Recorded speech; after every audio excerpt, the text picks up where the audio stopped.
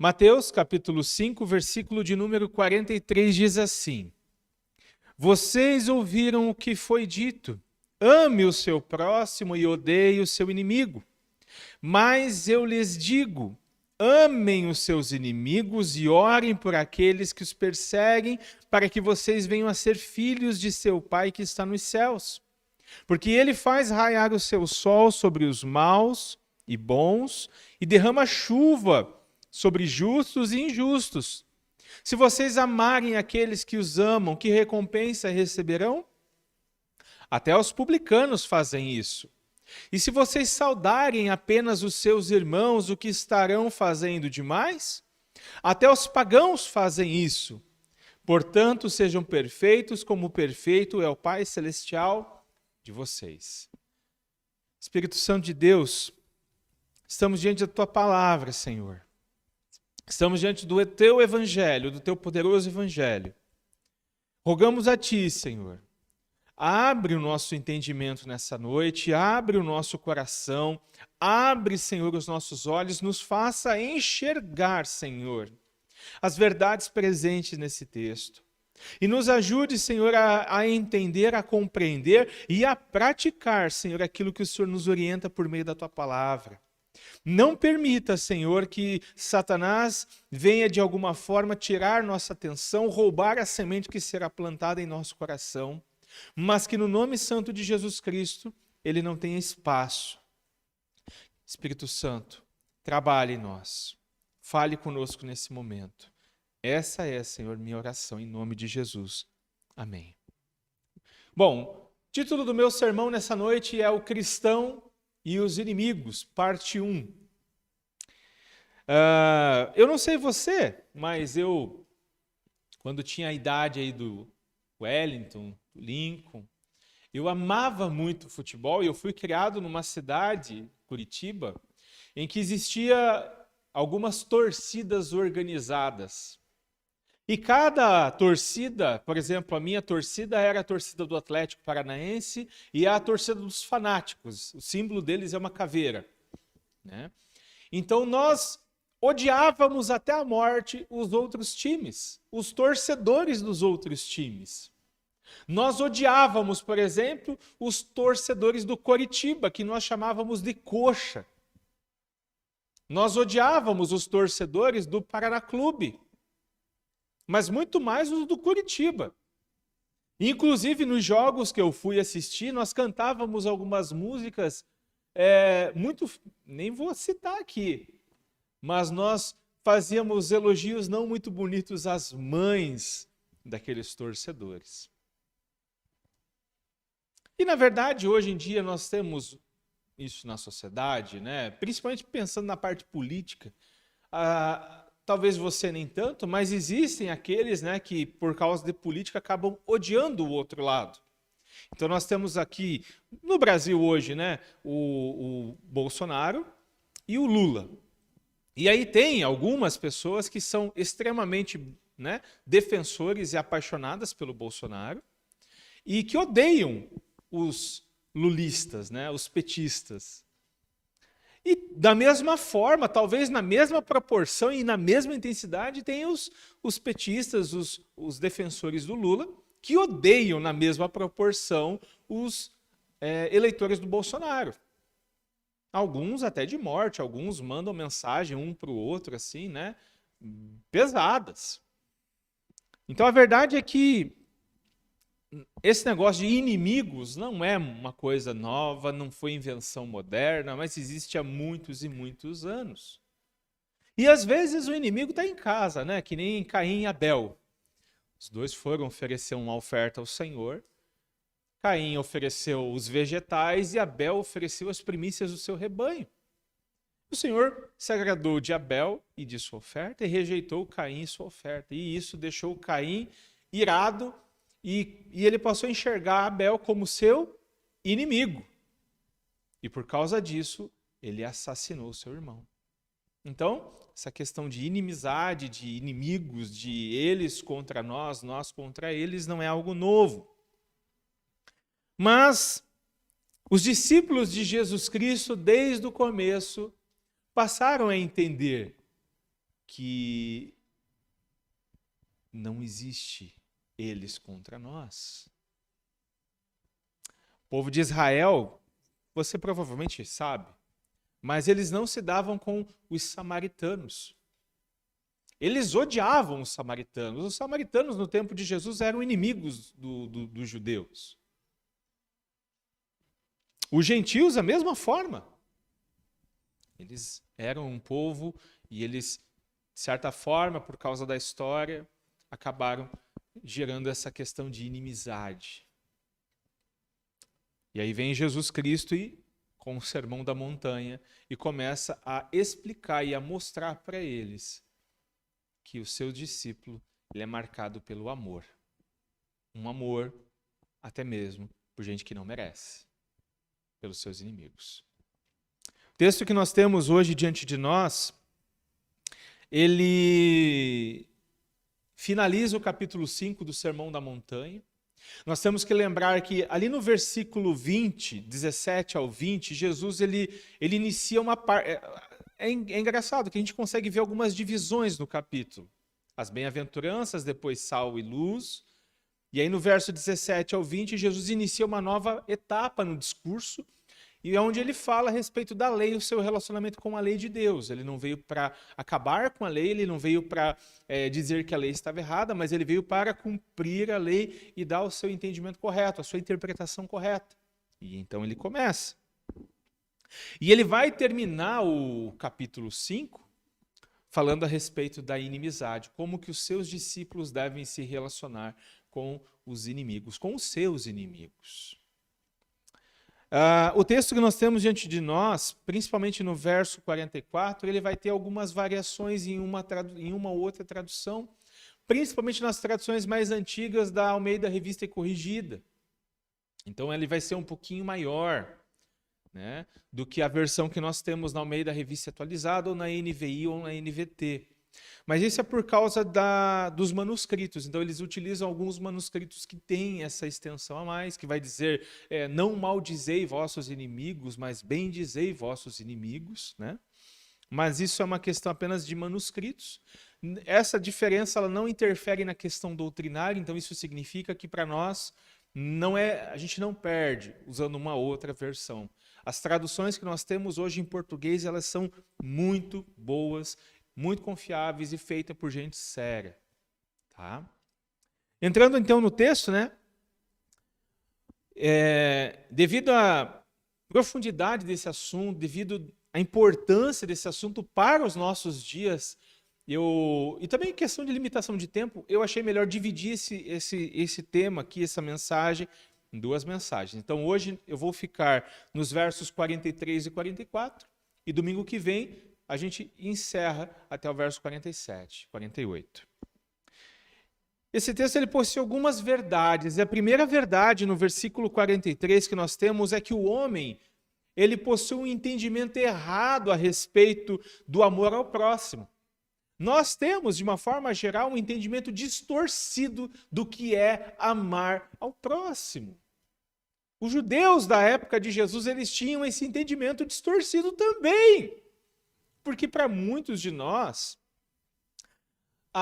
quando nós ouvimos falar do próximo, nós entendemos que esse próximo geralmente é alguém da nossa cidade, alguém da nossa casa, alguém da igreja, alguém que nos ajuda, alguém que nos quer bem. Mas às vezes nós temos dificuldade em amar o nosso próximo, que é nosso inimigo também, e que tenta nos prejudicar de alguma forma. Né? Eu tenho acompanhado um pouco a questão aí da Daniela Pérez, né, que agora saiu uma série. Ela foi vítima de um assassinato brutal. E a mãe dela odeia de morte até hoje o assassino da sua filha. Os assassinos, né, o homem e a moça que assassinaram sua filha. Ela odeia de morte. Ela não perdoou. Embora, e se ela pudesse, ela acabava com a vida deles, mas enfim, não vai fazer. Embora aquele cidadão e a moça que praticaram o crime juntos também são próximos, É um próximo. Então, a primeira verdade, no versículo 43, diz assim: vocês ouviram o que foi dito. Ame o seu próximo e odeie o seu inimigo. É assim que Jesus começa. Só que esse texto aqui, essa frase de Jesus, ela deixa clara para nós que naquele tempo, aquele povo tinha um entendimento distorcido do amor ao próximo. Por quê? Porque ele começa: vocês ouviram o que foi dito, ame o seu próximo e odeie o seu inimigo. Só que é interessante que nós não vamos encontrar no Antigo Testamento essa frase completa. Ame o próximo, o seu próximo e odeie o seu inimigo. Não está no Antigo Testamento. No Antigo Testamento nós temos Deus falando, ame o seu próximo. Mas não tem Deus falando, odeie o seu inimigo. Mas, Fernando, então da onde que eles tiraram da cabeça que tinha que amar o próximo e odiar o inimigo? Bom,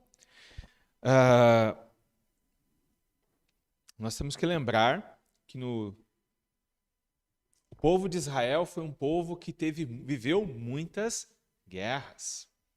Para o povo de Israel se tornar uma nação, a nação de Israel, eles precisaram enfrentar muitas nações estrangeiras e houve morte, houve sangue, nações inimigas. Então, para aqueles judeus do tempo de Jesus, eles entendiam que o próximo era o judeu. Então, eu devo amar os judeus, eu devo ajudar os judeus, mas os não-judeus a gente é inimigo. É odiar mesmo, vamos odiar. Ódio mortal. Todo aquele que não fizesse parte do povo de Deus, do povo de Israel, deveria receber ódio. E começava pelos samaritanos, né?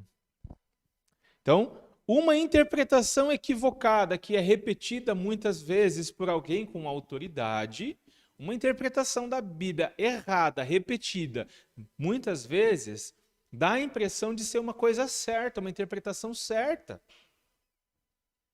Mas, Fernando, como é que aquele povo aprendeu isso se não está na Bíblia? Né? Se não está lá no Antigo Testamento, ame o seu próximo e odeie o seu inimigo. Como é que eles aprendem? Bom, da mesma forma que nós aprendemos hoje, por meio de um pregador, por meio de um mestre, por alguém que está ensinando. Então, o entendimento errado da Bíblia conduz muita gente para a sepultura. Se não nessa vida, na vida futura.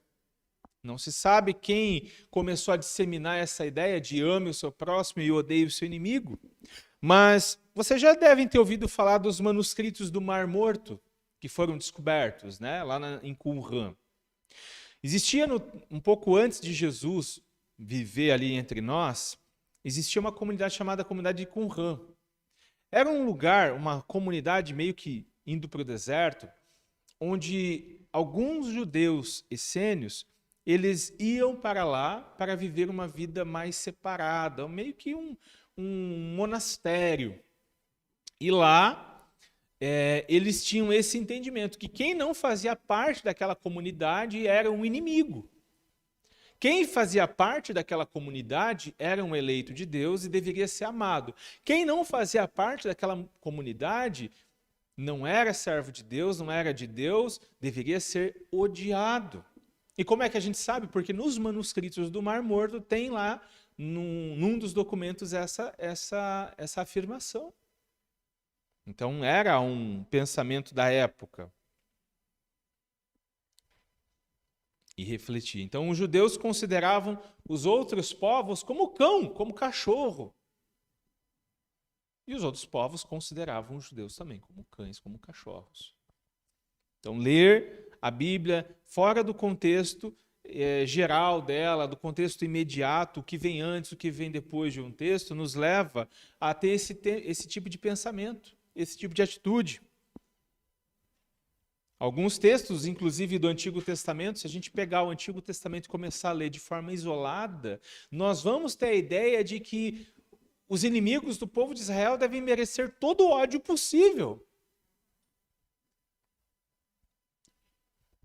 Mas alguns textos lidos de forma contextualizada nos mostram que em algumas ocasiões Deus mandava até mesmo exterminar, matar os inimigos do seu povo, como em Josué capítulo 6, quando Deus ordena que Josué e o povo de Israel exterminem o povo de Jericó, preservando apenas a vida de Raabe e daqueles que estivessem com ela.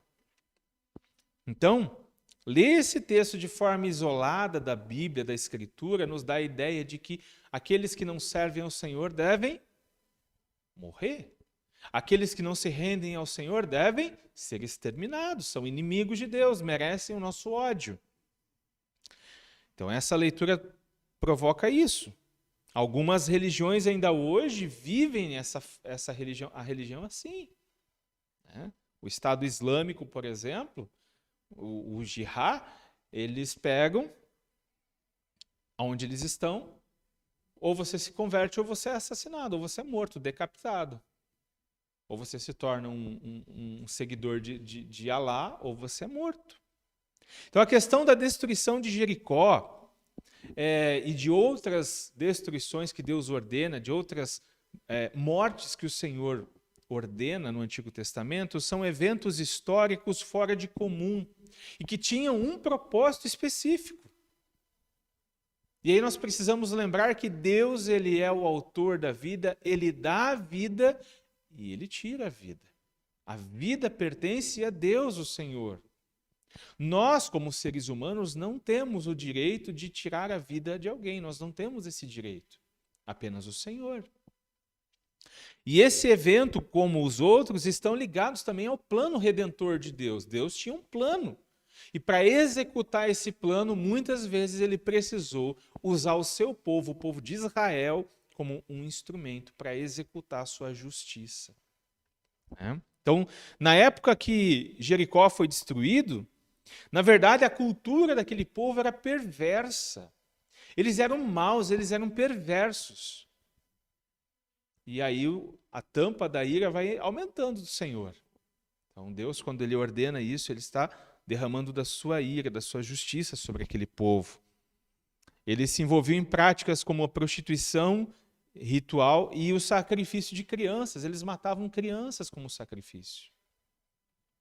Então, eles deveriam ser destruídos para que não ensinassem o povo de Israel a fazer as mesmas coisas que eles faziam. Então, esse foi um dos motivos que Deus ordenou o extermínio de homens, mulheres, crianças, para que eles não viessem mais tarde ensinar o povo de Israel a pecar contra o Senhor. Nós temos que lembrar que Deus está criando um povo, formando um povo para ser santo. Então, em alguns momentos, Deus vai fazer isso. Então, Deus tem motivos morais suficientes para executar o seu julgamento contra aquele povo específico. E quando nós caminhamos em direção ao Antigo Testamento, nós também encontramos diversos textos onde o Senhor nos orientou o seu povo a amar o seu próximo. Por exemplo, Levítico. Abra comigo Levítico capítulo 19, no versículo 18. Esse é um texto chave para a fala de Jesus aqui. Jesus, quando fala sobre ame o seu próximo e odeie o seu inimigo, vocês ouviram isso, ele está se referindo também a esse texto aqui. Levítico 19, verso 18.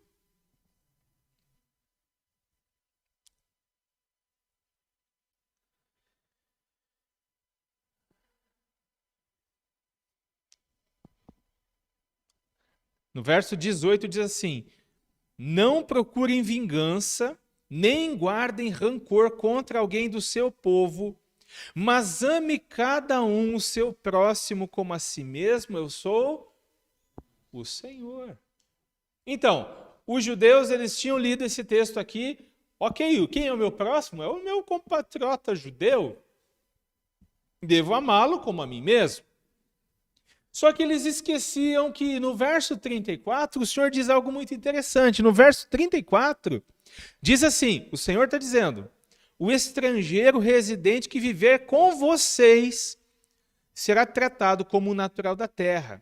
Amem-no como a si mesmos, pois vocês foram estrangeiros no Egito. Eu sou o Senhor, o Deus de vocês. Ou seja, lê o texto dentro do contexto, você entende o seguinte: ame o seu próximo como a si mesmo e ame o estrangeiro como a si mesmo. E aí nós temos que lembrar que o estrangeiro muitas vezes era visto como inimigo.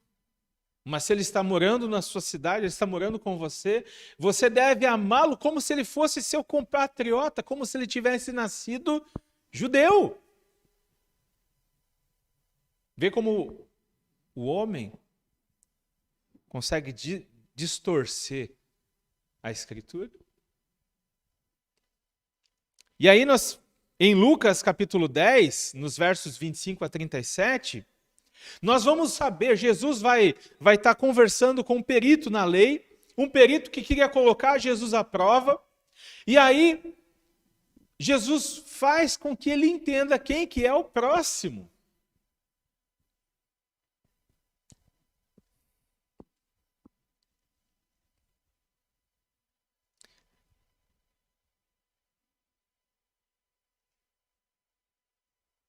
E aí Jesus vai contar a parábola do bom samaritano. A parábola do bom samaritano nos mostra que o nosso próximo, ele não é apenas a pessoa que mora com a gente, não é apenas a pessoa que frequenta a igreja, que é membro da igreja, não é apenas a pessoa que faz parte da nossa amizade, que pensa como a gente. O nosso próximo é qualquer um, até mesmo um inimigo, até mesmo um samaritano. E aí precisamos lembrar que o judeu não se dava com o samaritano. Se o samaritano estava passando aqui nessa rua, ele ia na rua de baixo, só para não cruzar o caminho.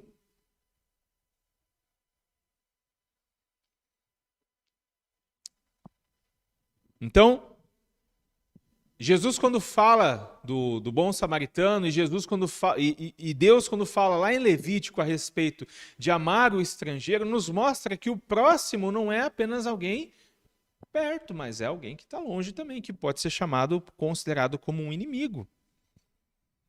E esse entendimento daqueles judeus está presente no nosso dia. Ame o seu próximo, ame aquele que te ajuda, ame aquele que vale a pena. Odeie aquele que pensa diferente, odeie. Ame aquele que te respeita, mas odeie aquele que te machuca, com palavras, com ações. Trazendo para a nossa vida, irmãos, quem é o seu inimigo hoje? Quem é o nosso inimigo? Quem é aquele que você fala assim, poxa, essa pessoa é meu inimigo, porque ela tenta me prejudicar, ela tenta me machucar, ela tenta me ofender, essa pessoa tenta puxar o meu tapete?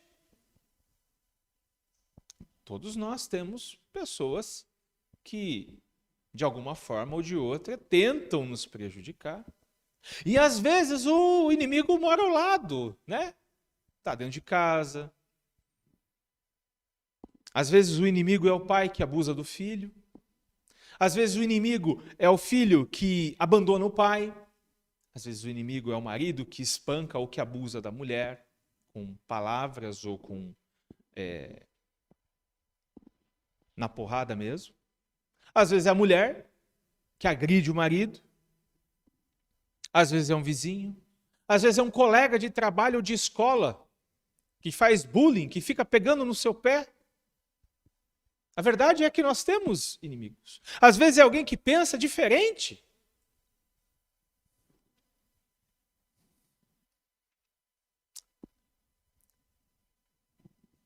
Você tem amado quem te ama e odiado quem te maltrata? Como discípulo de Jesus, você sendo discípulo de Jesus, você tem feito o que aqueles judeus faziam, e na sua maioria? Amo aqueles que me amam, odeio aqueles que me odeiam.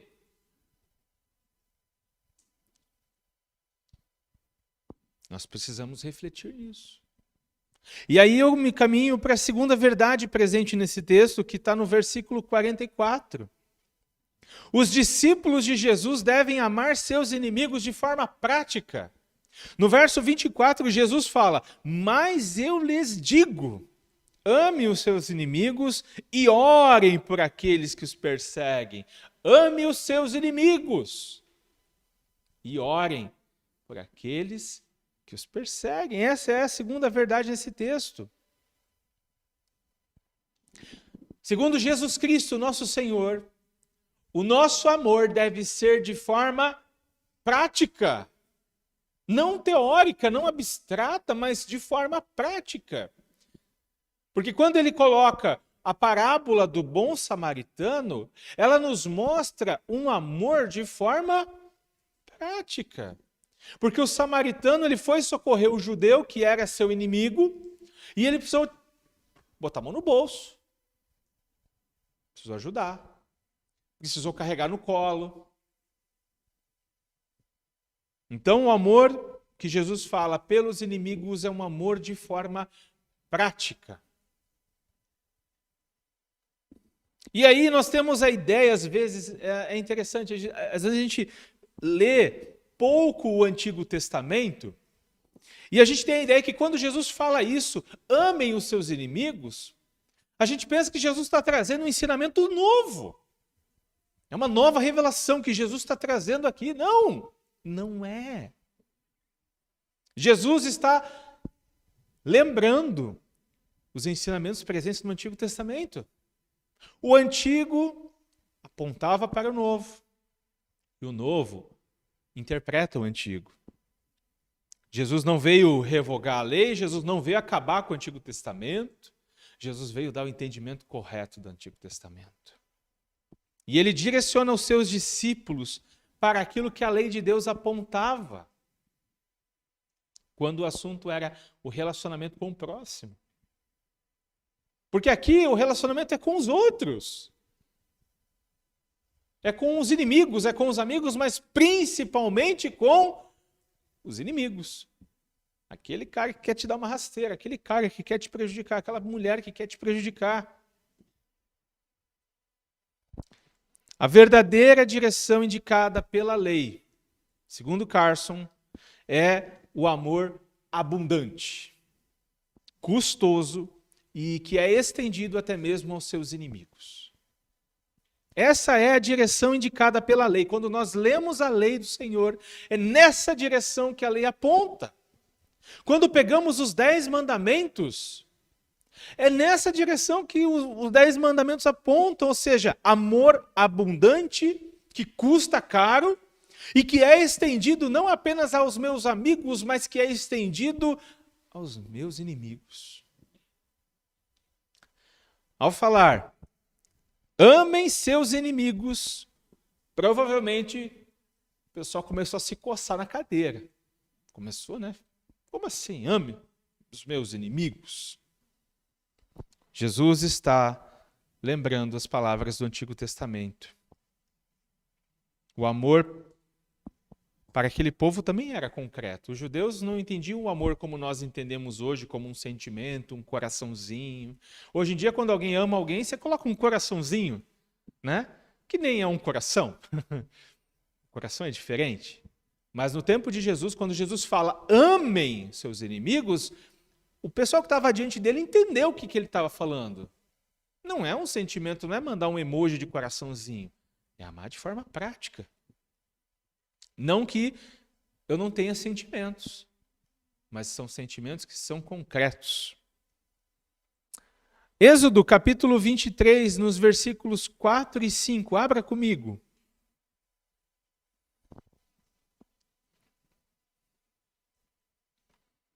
É muito importante, quando nós estamos diante de um texto bíblico,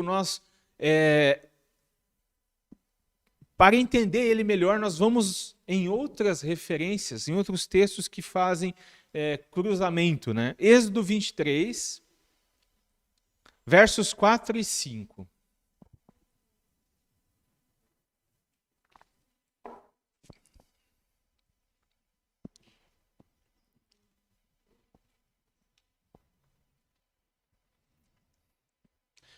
Diz assim a palavra do Senhor: se você encontrar perdido o boi ou o jumento que pertence ao seu inimigo, leve-o de volta a ele. Se você vir o jumento de alguém que o odeia caído sob o peso de sua carga, não o abandone e procure ajudá-lo. Senhor que está falando. É a palavra do Senhor que está falando. Agora me explica, da onde que eles tiraram o negócio? Ame o seu próximo e odeie o seu inimigo? De uma distorção da Escritura. Abra comigo Provérbios, capítulo 25, versículos 21 e 22.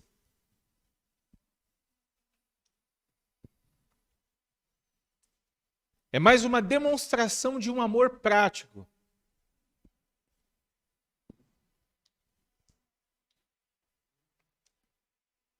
Provérbios 25, 21, verso 21.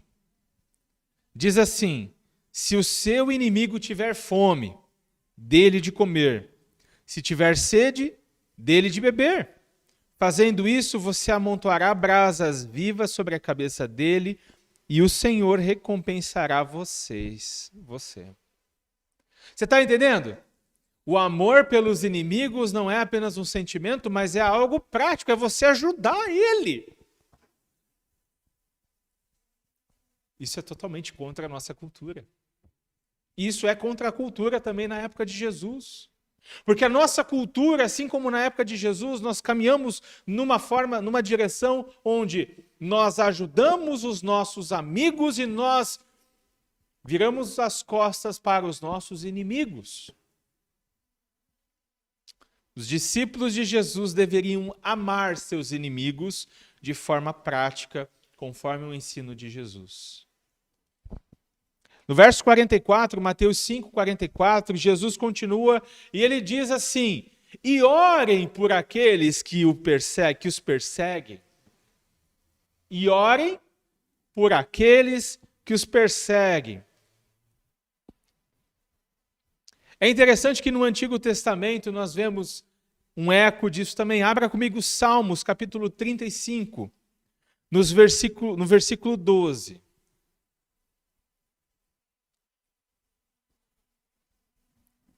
Amem o seu inimigo e ore pelo seu inimigo. Salmo 35, versículo 12. Elas me retribuem o bem com o mal e procuram tirar-me a vida. Davi está falando. Davi está em oração falando. Contudo, quando estavam doentes, usei vestes de lamento, humilhei-me com jejum e recolhi-me em oração. Saí vagueando e pranteando como por um amigo ou por um irmão. Eu me prostrei enlutado como quem lamenta por sua mãe. Nós, ano passado, preguei o ano inteiro, nos salmos de pandemia. E nos salmos nós vimos que Davi orava pelos seus inimigos também. E esse salmo nos mostra um pouco mais a respeito disso. Davi era alguém que orava por aqueles que perseguiam ele, que tentavam matá-lo. Mas Davi, quando está diante do Senhor, não pede: Senhor, faz descer fogo na cabeça dos meus inimigos, que morra tudo. Ele poderia. Poderia ou não poderia? Poderia. De repente você já orou assim? De repente eu já tenho orado assim. Ele poderia: Senhor, que quando eles estiverem passando no meio do bosque, venha um leão e devore-os. Mas ele coloca diante do Senhor que quando os seus inimigos estavam doentes, ele orou pelos seus inimigos. E ele não apenas orou, mas ele chorou pelos seus inimigos. E ele não apenas chorou, mas ele jejuou. E ele vestiu o pano de saco por seus inimigos. Ele lamentou a doença dos seus inimigos como se ele estivesse lamentando por um irmão doente ou por uma mãe, por sua mãe. Quando sua mãe fica doente, quando o seu pai, se você ainda tem pai, fica doente, quando seus filhos ficam doentes ou passam por um momento, uma situação complicada, você também chora às vezes, você se emociona, você sente dor. Davi chorava e orava por seus inimigos, da mesma forma que ele chorava e lamentava por seus amigos. A verdade, irmãos, é que quanto mais você ama, mais você ora. Quanto mais você ama uma pessoa, mais você ora por aquela pessoa. E quanto mais você ora por aquela pessoa, mais você ama.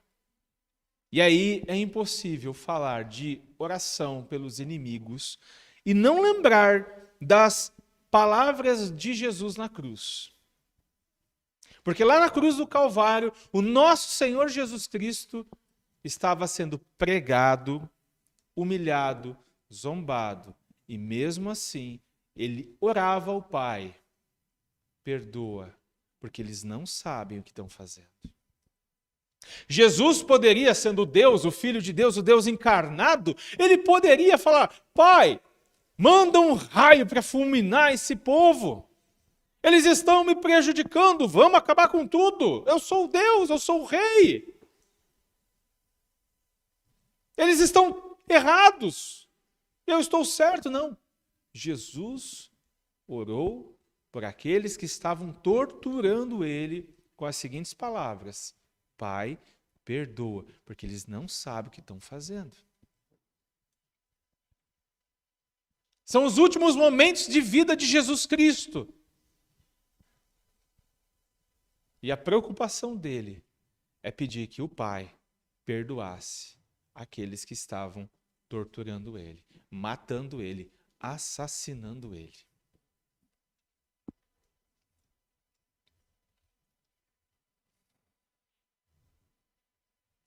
E o que dizer então das palavras de Estevão, o primeiro mártir da igreja? Atos capítulo 7, abra comigo Atos capítulo 7, verso 59.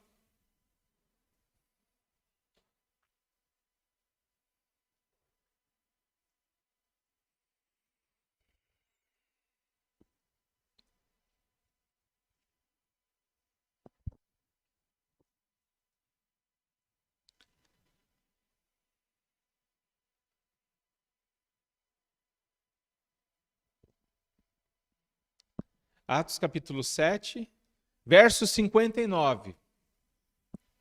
Diz assim: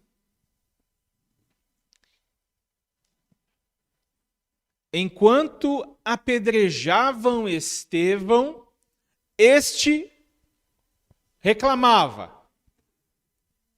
Não, este orava: Senhor Jesus, recebe meu espírito. Então caiu de joelhos e bradou: Senhor, manda fogo sobre essa galera toda. Não, Senhor, não os consideres culpados deste pecado. E dizendo isso, adormeceu. Jesus orou: Pai, perdoa eles, eles não sabem o que estão fazendo. E Estevão faz uma oração muito parecida: Senhor, perdoa eles deste pecado. Que pecado? Eles estão assassinando um homem. Eles estão assassinando um homem que é inocente. Estevão não era um criminoso. Estevão não era um cara violento. Estevão estava morrendo de forma inocente, de maneira cruel, apedrejado até a morte. E ele ora pedindo: Senhor, não considera esses homens culpados deste pecado. Ele poderia ter orado por livramento. Senhor, me tira daqui, que essas pedras não me atinjam. A oração dele, as últimas palavras dele, antes de adormecer foi: Senhor, não considera estes homens que estão tacando pedra em mim, que estão me assassinando, culpado desse pecado.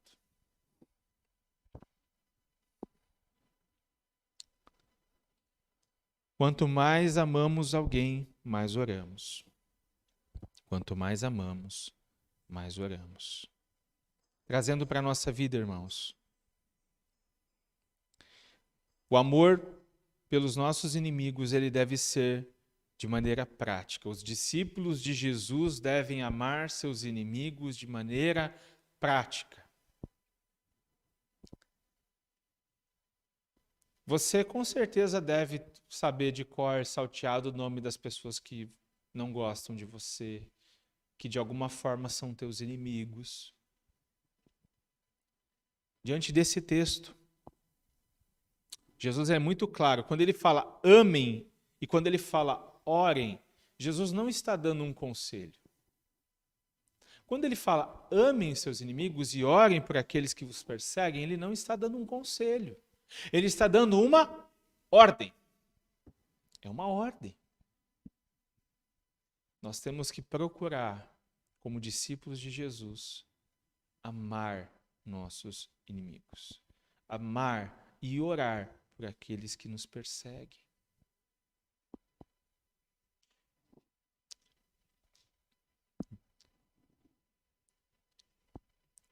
Quero que você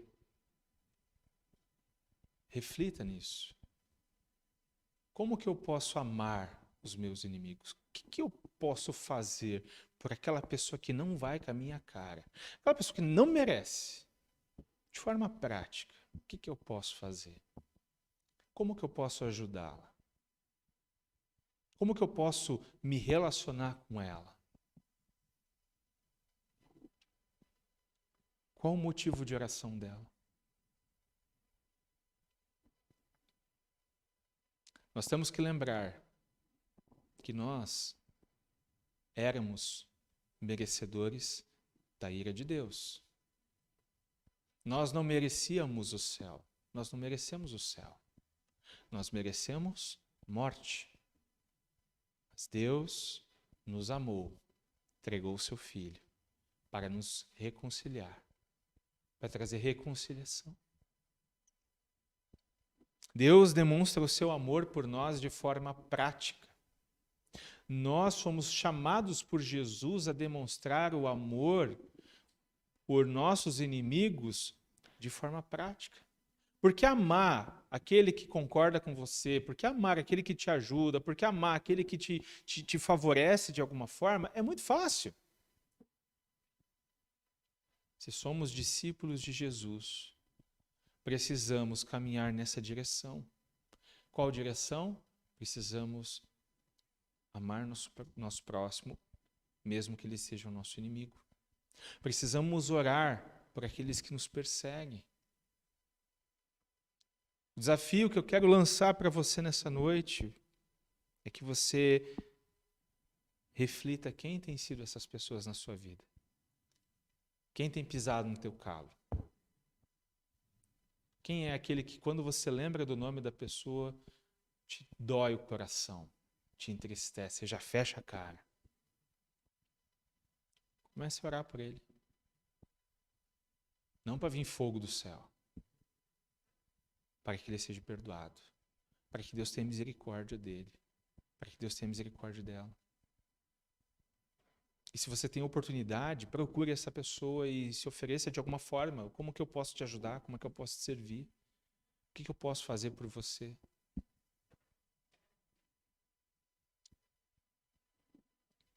O amor pelos nossos inimigos não pode ser apenas da boca para fora. Tem que ser de forma prática. Fomos reconciliados com Deus. Fomos amados por Deus. E esse amor, se está no seu coração, se está na sua vida, ele tem que transbordar. No verso 48, Jesus vai dizer: sede perfeitos, como é perfeito o Pai Celestial de vocês.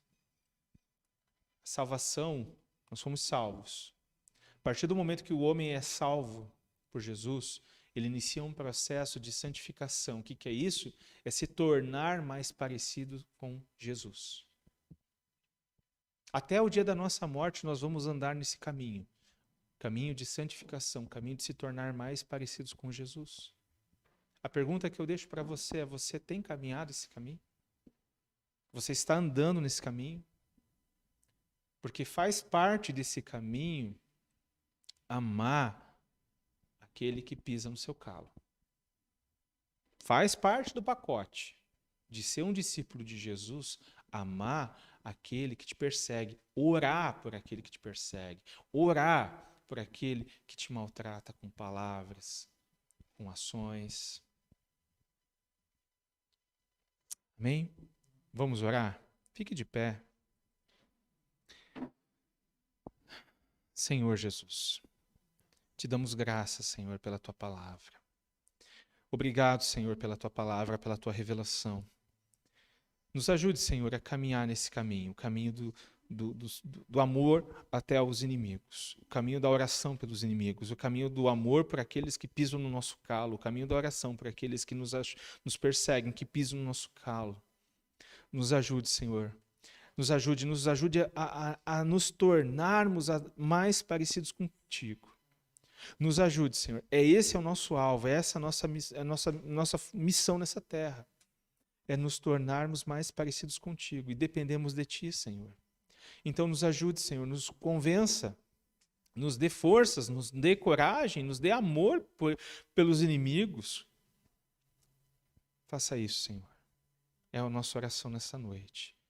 E que o Senhor nos abençoe, nos guarde, nos proteja, nos livre e que sejamos teu povo, que sejamos santos, que sejamos perfeitos, como tu és santo, como tu és perfeito. Em nome de Jesus Cristo. Amém.